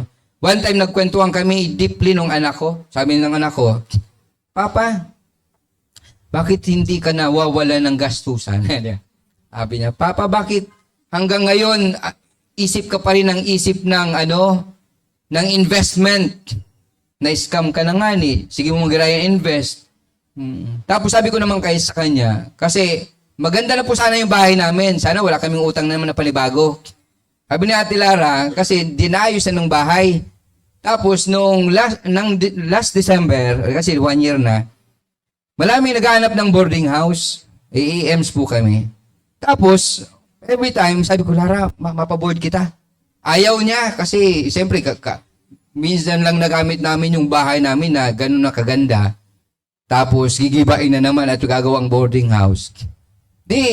Nung si Angela na nagsabi sa kanya, pumayag siya. Nung ako ayaw. Kaya wala na yung sala namin na medyo may pagka-hotel, yung kitchen namin na may pagka-hotel, wala na po siya. Nakapunta kayo pas nung inayos namin yung second floor. Na maganda, maluag, magandang i-fellowship sana. Wala na yon ngayon. Nasa na yon, boarding house na siya. Tapos sabi ko na, bago kami mag-retire, papaayos ko yung harapan. Tapos gagawin nating boarding house, ganito yung plan, lipat kami ng bangkerohan, iwan ka dito, bahala ka na sa buhay mo. Ganap ka ng asawa mo, ibahay mo, pagpasaway, paalisin mo dahil bahay mo. May boarding house ka, hindi ka makapagtrabaho, may kita ka, mawala ka, may kita ka. Sabi niya, Papa, nag-aaral ako para magtrabaho. Pero nak, sabi ko, pag nagtrabaho ka, ang priority mo si Christ. Oo nga, Papa, wala man yon.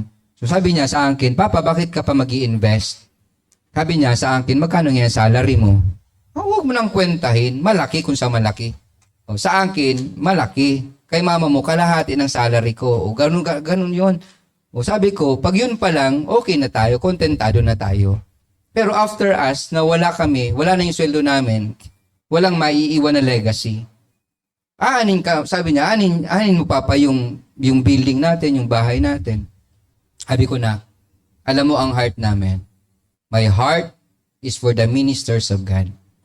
Kaya sabi ko doon sa mga youth nung nag-camp, pag-pray nyo kami, that my plans na i-allow ni God na mangyari dahil ang plano ko magkaroon ng campsite and i-allow yun ni God in His perfect time. Kaya kinukondisyon ko rin yung mga youth na makita nila. Yun yung plan ko with small piece of land. Pero nung nakita ko, Pastor, yung camp doon sa nung convention, yung hindi naman pinangarap na ganung kalaking 21 hectares, sabi ko, Lord, bakit napakaliit yung hinihingi ko sa'yo? Napakaliit pala ng faith ko. Pwede pala akong humingi ng 1 hectare. Bakit 500 square meters lang hinihingi ko sa'yo? Pwede pala yun mas malaki. Di sabi ko, Lord, pwedeng baguhin ko na lang yung request ko sa'yo.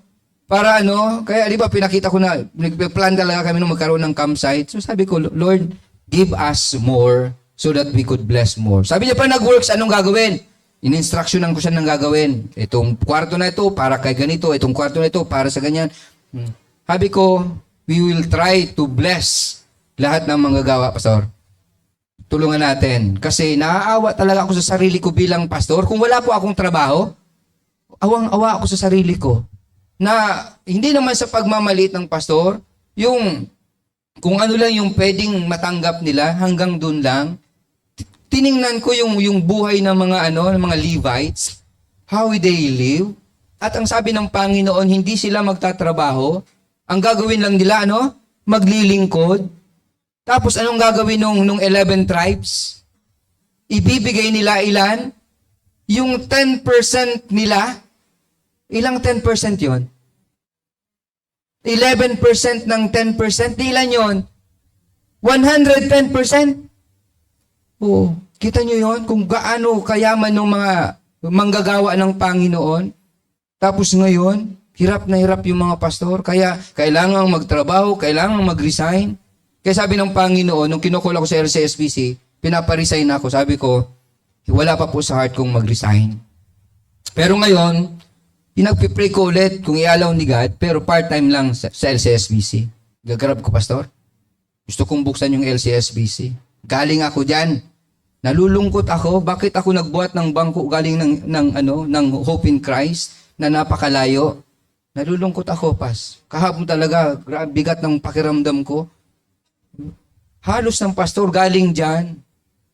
Except kayo, sino pang hindi galing dyan. Halos lahat. Halos lahat galing sa LCSBC. Kaya wag nating ipag-pray natin na mabago yung puso nila. Noon pa akong maraming suggestion dyan. Talagang hindi makagalaw. Sana nandyan tayo. Sana meron ng magandang hall ang Legazpi City Southern Baptist Church. Kaya pag-pray natin that if God allows me to stand again, anyway, sa next Sunday po, nandyan ako ulit sa kanila. Pag-pray natin na makonquer ko ulit yung Legazpi. Kasi ako po yung nag-detach sa kanila. Nung napabayaan kami na tapos ako talaga yung nag-wave na alisin yung slot kung mag-preach sa LCSBC. Pero ngayon, may chance ulit. So pag-pray ninyo na kung i-allow ni God, kasi gusto kong maging center talaga. Kasi siya talaga pinaka-center eh. Sayang nung property. Binayaran yun ni Lord na property na yun. Malawak ang property. Mas malaki pa yun dito. Ilang square meters yun. 2 building yun. Kaya gusto kong ma-open yan. Pagtulungan natin kasi malaking kawalan yun. Kawawa. Yung mga manggagawa na pwede sanang matulungan. Di sana, yung sabi ko nga sa church, pag merong gustong magpastor, isupport nyo. Kung magkano yung sweldo ng public officials, yun ang ibigay nyo. Kung 25,000, di supportan natin yan 25,000. Hindi kayo maluluging mag-support sa lingkod ng Diyos. Piruin mo yun. Sa YouTube ngayon, grabing ingay dahil binigyan ng love gift yung pastor ng 8,000. Dahil kinasal sila, binless sila, 8,000. Tapos naging issue. Freely given naman, hindi naman hiningi. And gumastos nga doon sa hall, nagpakain ng maraming tao ng almost 500,000. Tapos yung love gift sa pastor, a sort of hug and thank you. Okay lang siguro kung mahirap. Sa church, sabi ko, pag nagpakasal, wag na mag-isip ng magarbong kasal. Ipunin niyo yung pera niyo pag simula niyo. Magtulong-tulong yung church. Pwede naman magdala bawat pamilya. Pamilya tayo, and this is the special family na binibuilt ng Panginoon na hindi lang dito sa lupa. This is the family for eternity. Panghabang buhay tayong magsasama-sama. Kaya hindi na kailangan yung magarbo. Suot kayo ng damit na 2. Tapos apply kayo ng marriage certificate. Huwag lang contract kasi baka 10 years lang ibinigay. No pass. Contract 10 years, 15 years. Certificate na magpapakasal kayo. Tapos, kasi isa yun sa part that we could follow God, we could serve the Lord. Kasi yun ang maganda. Hindi yung hahanap pa kayo ng hall na napakamahal, papakain kayo na marami, napakarami, tapos, pagkatapos ng eksama na, magre-rent man lang pala ng bahay, sana yung pamangkin ko kasi sabi niya, mag-aasawa siya pag may 1 million na siya. Nung may 1 million na nagpakasal, gumastos ng 500,000. Ilan natira? 500,000 na lang. Tapos, hindi ko nga alam kung nakaipon ng 1 million, gumastos sila ng 500,000. More than pala yung gastos nila. Sa damit, sa picture. May pwede naman mag-picture, may pwede naman mag-video. Tulong-tulong tayo sa kagaanan. Kasi paglilingkod ang gusto natin. Hindi para magpabayad sa service na hinihingi natin. Maganda pag meron, pero hindi yung priority natin. Kaya pag Christian, akala nila lahat libre. Pero libre naman talaga. Kasi sabi ng Panginoon, Tumanggap kang walang bayad, magbigay kang walang bayad. Ganun ang Panginoon, ganun tayo. Kaya dapat ang Kristiyano sumusunod hanggang pagdating ng masters natin, ready ka na humarap sa Panginoon. Lord, thank you, here am I. Willing na akong pumunta dyan. Paano yan kung may na-invest kang 1 million? Lord, taon-taon na may kwarta ako, di ko pa na-distribute sa mga aki ko. Lord, may daga pag-iiriwanan. Lord, pag may property problema, kaya siguro si Lord hindi nag-iwan ng property. Kasi baka yung 12 disciples ang mag-away-away ng property. Wala nga siyang property, binenta pa siya ni, bira, no? Ano niya na yun, ha? Disciples niya na yun. Binenta pa siya. Paano kung may property siya? Kaya sabi ng Panginoon, huwag kayong mag-ipon ng kayamanan sa lupa. Ipon kayo sa kalangitan. Serve nyo, pamigay nyo, kasi ang Lord, pag pinamigay nyo na pinamigay, dahil may puso kayong magbigay, mas marami ang ibabalik sa iyo ng Lord. Kaya example, kami talagang walang-wala. Ang trabaho ko noon, para pajak, para gibong juice, ma-deliver sa mga tinda-tindahan. Pero, kaya minsan pag nagpunta ako ng bangkeruhan, nung simula ng ministry ko, sabi nila, kwarta-kwarta sana yan. Mga pastor, nga maaragad man sana yan. Yun pala, pastor, yung mga nauna sa akin doon, nangulekta ng 300 pesos. Para daw may registration para sa insurance fee. Tapos nawala nung nakakolekta na. Kaya nung ako na nag-ministry doon, mabuti nga, teacher ako ron, tapos mga estudyante ko. Tapos yung iba, ganun pa rin yung concept nila, yung kaisipan nila. Kaya, napakahirap maglingkod kapag may mga palpak na mga Kristiyano na ginagamit lang yung pangalan ng Diyos sa paglilingkod kuno at nagpapabayad. Napakahirap. Kaya pero, babangon tayo, gawin natin yung maganda. Kaya doon, alam nila, hindi ako nanghihingi, ako pa yung namimigay sa kanila. Kaya, puro tulong. Kaya lang problema, pag puro tulong, pag may mga, tao, nakulo ng tao, joke lang. Ganun talaga. Pero part yun, pag nakita mo kailangan ng tao, magbigay ka. Kasi puso yun ng Panginoon. Sa dinadaanan ng Panginoon, bawat may kailangan, tumutulong ang Panginoon. Sumunod man sa Kanya o hindi, tumutulong ang Panginoon. Kaya lang yung tinutulungan, may problema. 10 kitongin, ilan yung bumalik? Isa lang yung nagpasalamat. May lumpo, nakalakad, may bulag, nakakita, may sinapian, may patay, binuhay. Diba? Na dinudugo. Ang Panginoon patuloy. Sumunod man sa Kanya o hindi, nagpapatuloy ang Panginoon. Dumaan sila going to Jericho. Sabi nung John and James na naman. Sabi nung dalawa, Lord, pauran ta ng kalayo ining lugar na ini. Siguro nagutom si John and James, Kasi walang nagtumanggap sa kanila sa lugar na yun. Kaya sabi ng Panginoon, kawawa sila na hindi tumanggap sa salita ng Diyos. Kasi malayo ang puso nila sa Panginoon. Kaya sabi ng Panginoon, hintayin natin yung Kanyang pagdating. Ito man ay midnight, ito man ay daybreak, dapat ready tayo na sumalubong sa Kanya. Ready anytime na humarap sa Kanya. Sunod, always ready when He comes. Then, pangatlo, ayaw na. Wala. Pwede pong makisunod natin. Number 3, naghang. Okay. You also must be ready because the Son of Man will come when the hour you do not expect. So, darating siya na hindi mo alam. Kaya, dapat ngayon, settled ka na. Dapat ready ka na. Wala kang behind your back na iniisip na ganito. Kaya mawala man kami, okay na kami. Ang inaano lang namin, yung alak namin. Pero sabi ni Lord, bakit naalala mo yan? Anak ko rin naman yan. Sino bang mas mayaman? Ikaw o ako? Sabi ni Lord sa akin. Ikaw, para kakarampot lang binibigay ko sa iyo, sa akin, ako yung may-ari ng mundo. Tapos nagwo-worry ka sa anak mo. Huwag kang mag-worry sa anak mo. Huwag kang mag-angay. Handa mo yung mga anak ko sa spiritual. Kasi pag hindi sila naihanda, impyerno ang pupuntahan nila. Pero yung anak mo, merong tulong na ibibigay sa kanya kasi anak din siya ni Lord. Ano rin siya? Ears of God din po siya. Di ba? Ang anak ng Diyos, tagapagmana yan. Kaya nga, yun yung pangalan nyo eh. Kaya minsan kami, hope pa lang kami. Pero kayo, tagapagmana na eh. Kami pag-asa pa lang eh. Yan. Sabi na, it will be good for the servant whom the master finds doing so when he returns. Mapalad yung tao na naglilingkod sa Kanya, sa Kanyang pagbabalik. Kaya, lingkod lang tayo. Huwag tayong mapapagod. Sabi nila, pag naglingkod daw, naghihirap. No! It is not true. Kaya sabi na nila, mayaman kami. Totoo po, mayaman kami sa biyaya ng Panginoon.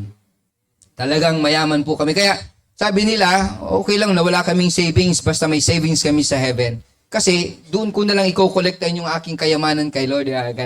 Sunod, makikita natin, live or die for Jesus. May sabi ni Pablo, mamatay man, mabuhay man, dapat naglilingkod tayo sa Panginoon. Kaya yung ating mga pinapaabot ni Lord, may bahagi doon yung mga lingkod, may bahagi doon yung church, may bahagi. Sabi nga ng Panginoon, when you have a goal, di ko alam kung goal din ng pastor. Siyempre, lahat ng pastor, pangarap din nila na magkaroon ng property ang church. Pag sinabing property ng church, hindi po yan property ni pastor. Kaya yung ibang property po ng church, nakapangalan sa akin. Pero yung iba pong nakapangalan sa akin, property po ng church. Magkaiba po yun. Pero sabi dyan ng Panginoon, always remember na ito yung sinasabi ng Panginoon, for none of us lives for ourselves. Hindi ka nabubuhay para sa sarili mo at hindi ka rin mamamatay para sa sarili mo. Ang buhay natin kay Kristo at si Kristo ang nagbibigay na sa atin ng buhay ngayon. Ang sabi ng Panginoon, pag nabuhay ka para sa sarili mo, hindi ka karapat-dapat na maging alagad. So ang pagiging alagad, pagbibigay sa Panginoon, kasi yun yung buhay ng Panginoon. Patuloy na nagbibigay para sa Panginoon. Kaya ang Kristiyano always go for God. So ito na, panghuli na yan. How are we going to serve? Paano tayo maglilingkod? Kanina maraming pictures na pinakita. May preacher, di ba? May kausap si Christ, pwedeng personal Bible studies, pagtulong sa nangangailangan, pagbibigay sa church, pagbibigay sa needy. So makikita natin, sabi dyan, how are we going to serve? Number 1, by using the gifts we receive. May gifts. May mga kaloob, iba't ibang kaloob. May kaloob ng pagsasayaw. Na-bless ba kayo sa worship na mayroong sasayaw? Amen. Sa worship, sa pagtugtog. Paano na lang kung kulang ng isa? Hindi gaanong compatible. Pag-awit, if you're given the privilege to use your voice, use it. Ngayon, pwede bang Kristiyanong walang talent or kaloob? Meron ba gano'n, Pastor? Meron bang Kristiyanong walang gifts galing kay Lord? Pag anak ka ng Diyos, niregaluhan ka, meron kang gift. At sabi ko nga sa inyo, ang unang gift sa akin ni Lord, maging janitor. Kuro caretaker, janitor man sana. Oo. Caretaker kasi you are the one that taking care of God's property. Janitor ako in short. Ikang taga-ako hanggang mga bus. Pagkatapos, ikaw masalansan kang bangko, ikaw maaris ka ko, ikaw girarimasit ako. Pag-aralian ka yan, pag may ugasan, ikaw may caretaker nga, pagbabayaran niya, di kagabos. Kaya kawawa naman nung caretaker, kawawa naman nung tagahugas, siya na lang palagi naghugas. But remember, when you do it by heart, you serve God. Po, hindi yan small thing para sa Panginoon. Malay mo, yung paghuhugas mo ngayon, gamitin nyo ni Lord para maging avenue na magsimula kang ganon. Susunod, aangat ka. Di ba mayroong manager, mayroong floor manager. Tapos naging boss, head na ng chief na ng ng facility area, tawag yan? Sa housing, sa LCC, di ba? May housing staff yan na manager ka na. O dishwasher ka ngayon, malay mo, one day, na-train ka para sa paghuhugas sa kusina. Tapos, yung isang friend ko nakakilala kong Kristiyano, dati dishwasher lang. Tapos, lagi siyang tumitingin sa cook. Tapos, paano po mag-slice? Pero dishwasher, pag walang hinugasan, tutulong mag-slice. Tapos, wala yung sir, bantayin mo muna ito niluluto, maamoy. Tapos, ngayon, alam niyo yung trabaho niya ngayon? Chef. Opo. Tapos, kumukuha na siya ng experience kasi yun na lang yung kulang niya, sasakay na ng barko. Minsan, you are trained by God to serve. Pero yung service na yan, magagamit yan for a long term. Ayun. Tinuruan niya ako maging teacher, hindi lang ako teacher sa school. Nagtuturo ng word ng Panginoon. At yun ang pinakamahalaga. Kaya kung saan ka nilagay ng Panginoon at alam mo yung gift na meron ka, gamitin mo yon to worship God. At ang una ko palang gift, giving. Ano po, nung naging Kristyano ako, ang pinakauna kong gift, giving talaga. Service in giving, tapos kaya ako po talaga, nung naging mag-asawa kami, perfectionist. Talagang gusto ko malinis, organized, pulido, pero talagang hindi pwede. Pag may anak ka na, tapos may kasama ka sa bahay, wala, hayaan mo na yan magulo. Kaya minsan na-stress yan sa akin si ate kasi talagang ako organized. Kahit na brown out, alam ko kung saan ko kukunin, alam ko kung paano ko, alam ko kung saan. Pag tumawag sa akin, Papa, nasa ito, mag-iigay ka ng instruction. Pag pinuntahan nandoon yan, wag lang gagalawin. Okay yan. Pero sabi ng Panginoon, kailangan nating i-consider yung ibang tao. Hindi lang puro ako. Kaya sabi ng Panginoon, doon sa susunod, yung ating pagiging steward, dapat pinahalaga natin ang lahat ng meron tayo. Romans 12:6-8, we have different gifts according to the grace given to each of one of us. Your gifts is prophesying, then prophesy in accordance with your faith. It is serving, then serve. If it is teaching, then teach. If it is encourage, then encouragement. It is giving, then give generously. If it is to lead, then do it diligently. If it is show mercy, then do it cheerfully. Kung ano yung kaloob sa iyo ng Panginoon, i-exercise mo. Naunang na-develop sa akin yung pagbibigay. To give. Kaya kahit na kulang, kahit na wala, nagbibigay ako. Kasi, yung pagiging Kristiyano, hindi pagiging maramot. Minsan, busog ka pa naman, buo mo nang ibinibigay. Kaya minsan, may times, siguro hindi lang one time. Kasi ako po, runner ako, tinatakop ko po galing Washington, papunta dyan, papunta ng Legazpi, papunta ng Bunot, Bugtong, Daraga, BU. Everyday po yan, tinatakbo ko. Pero, minsan ang blessing sa akin ng Panginoon, kapag nagbigay ka, di wala ka namang pera, iisipin mo kinabukasan, minsan makakapulot ka 500. Biruin mo yan, panahon ng 1992s, nakakapulot ka na ng 500, 100, malaki na yon. Halos tuition ko na yun sa isang school year. Pero, when you give something to God, God replace it. Nagbibigay ang Panginoon. Kaya sabi ng Panginoon, kung ano yung gifts mo, kung ito ay mag-encourage lang na dumalo, magandang encouragement, yung visitation, bibisitahin mo lang yung kapatid na may sakit o kaya yung wala sa church, pangungumusta lang, or yung prayer, mga gifts yun na minsan akala natin maliit na bagay. Pero ang Panginoon ay masaya. Dahil ginagawa mo yung part mo for the family of God. Gusto ng Diyos na ang bawat isa ay exercise natin yung talentong ibinigay sa atin. Yung iba, talagang malago na sila ron. Yung iba naman, marami na silang gifts na meron sila. Kasi dumadami naman talaga yun. And I praise God dahil kung dati ako yung ma-drive, masundo, mahatid, ngunyan bako na po. Ngunyan, minsan naghahatid pa man ako sa inda, pero mostly, may ginagamit ng Panginoon. Pag may lakwatsa, may pupuntahan, ma-worship. Yung chariot, hindi na pa ako nagdadrive ng chariot. Sila na nagdadrive. So, pag may kulang pa, yung tricycle, sunod naman, may sasakyan pang isa. So, may service naman yung iba. So, ibig sabihin, nai-inculcate na sa kanila yung gifts ng hatid sundo. Yung pagdadrive po i-blessing. Kaya, ini-encourage ko sa church, dito rin, I-encourage you, lalaki, babae, mag-aral kayo mag-drive. Magandang ministry, ang hatid sundo.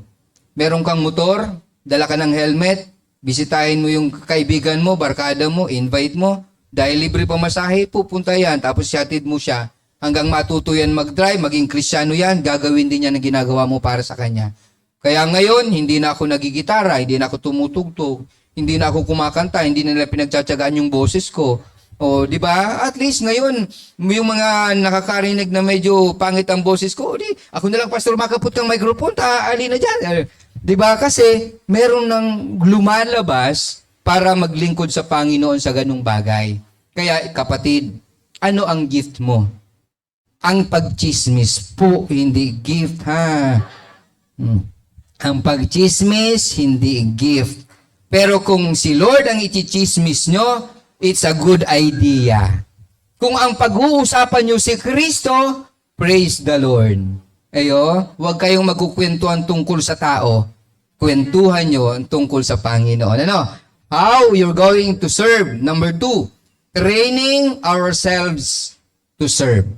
Kung anong gift meron ka, i-train mo. May gift ka sa pagkanta, i-train mo. May gift sa pagtugtog, i-train mo. Yung mga next generation gustong tumugtog, patugtugin mo. Yung may gift sa pagkanta, pakantahin mo. I-train mo yung sarili mo, magpa-train ka rin. Yung mga pwede na dyan mag-preach na. Oo. Gift yun ang pagtuturo. Hindi pwede sa lahat ng oras. Kasi katulad ko, kung walang magpapalit sa akin doon, di siyang nandun ngayon, hindi ako. O nandun siya, nandito ako. Kasi kung walang magpipreach sa amin, di si pastor mag-preach. Ako nandito. O ganun lang yun, di ba? Kaya pag wala siya, dapat merong iba. At hindi lang siya ang merong bibig para gamitin ng Diyos magsalita ng kanyang mensahe. Dapat lahat tayo.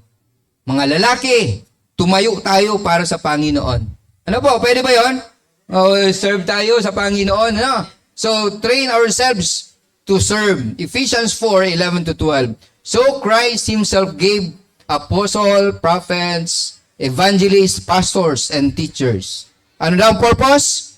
To equip the people to works of service. Para sa paglilingkod.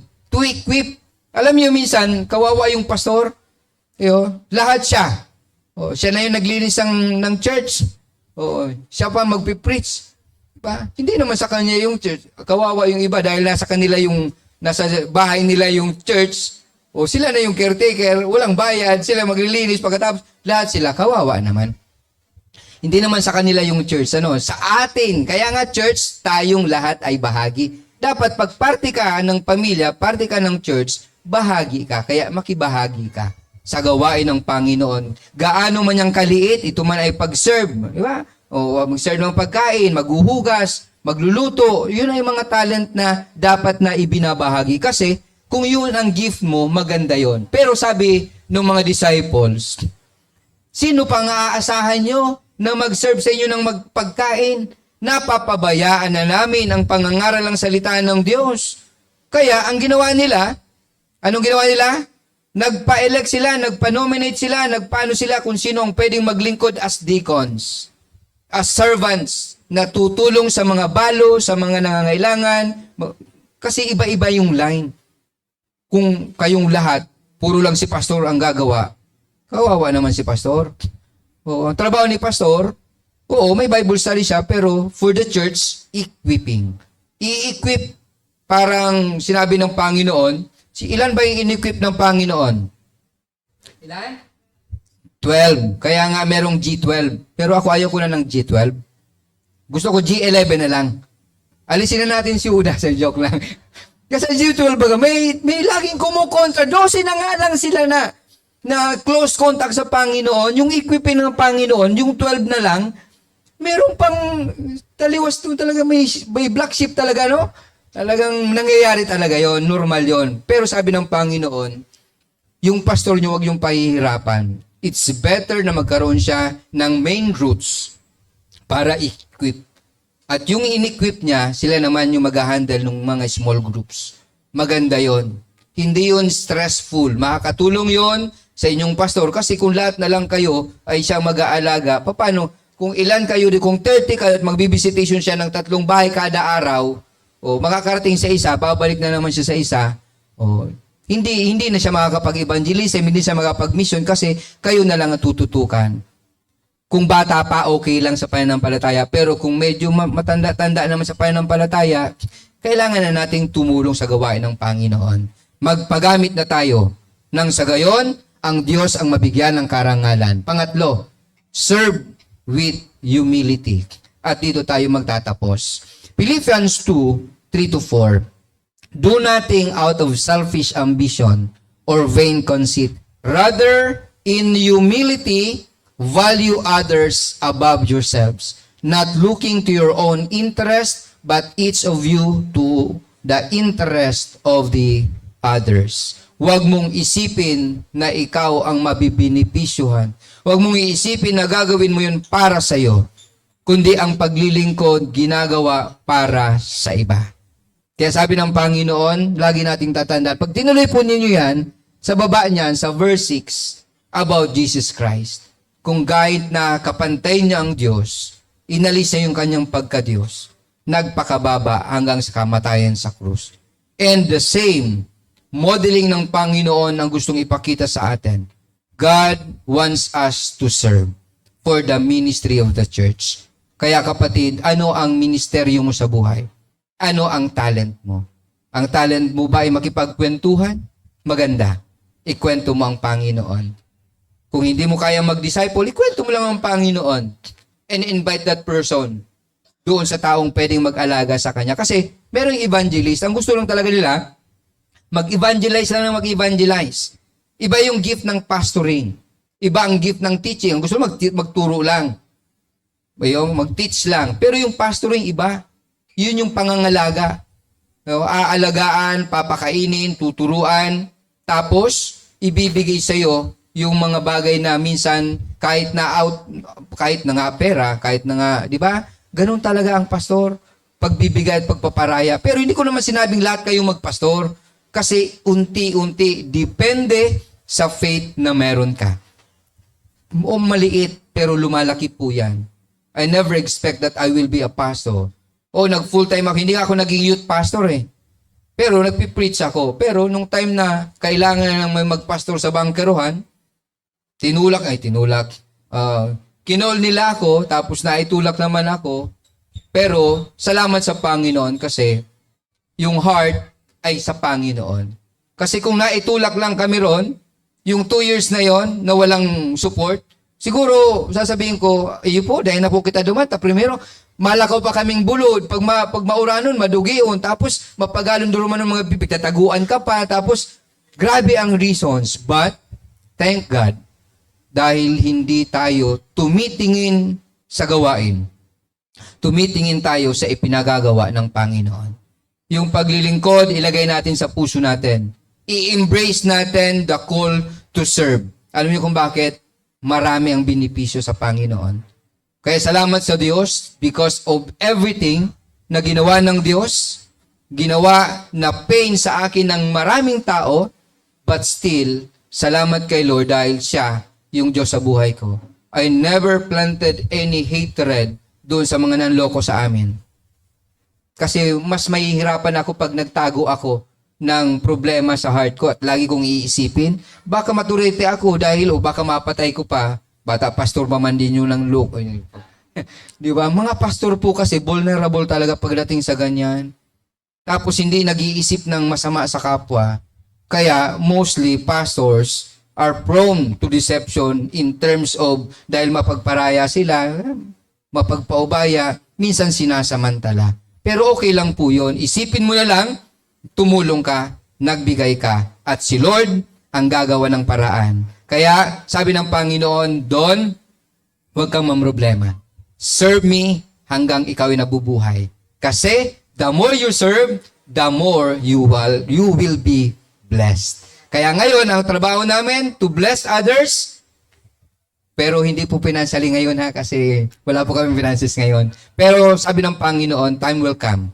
If God will allow it, maybe 6 years to 10 years from now, may-ready natin yung campsite by God's grace. Kaya salamat sa Panginoon and God bless you all.